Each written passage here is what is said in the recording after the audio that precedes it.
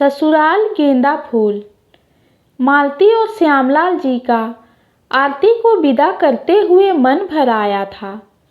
अंदर आकर मालती जी ने फोन करके कमला को शाम से काम पर आने के लिए कहा तो श्यामलाल जी हैरान हो गए। उन्होंने मालती जी से पूछा, तुमने कमला को छुट्टी दी थी क्या? जी, मालती जी ने जवाब दिया। श्यामलाल जी को हैरान होते देख मालती जी ने कहा, आरती के ससुराल में सब लोग बहुत अच्छे हैं, कर्मठ और अनुशासित हैं।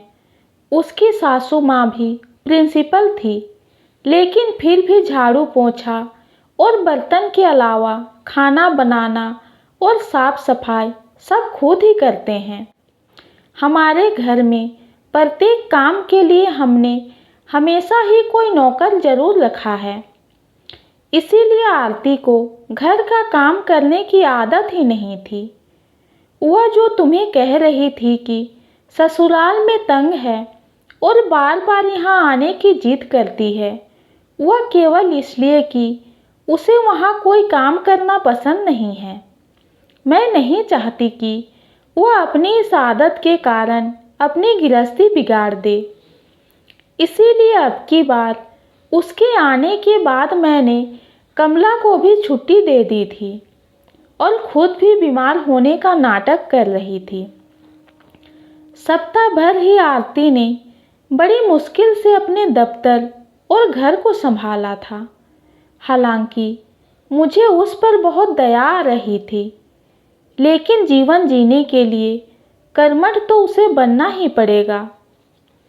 कल ही उसने दामाद जी को खुद फोन करके बुलाया और बता रही थी कि वहाँ तो सब मिलजुल कर सब मेरे साथ काम करते हैं, यहाँ तो काम करके मैं बीमार ही हो रही हूँ। यह पहली बार थी जब वह खुशी खुशी ससुराल गई है।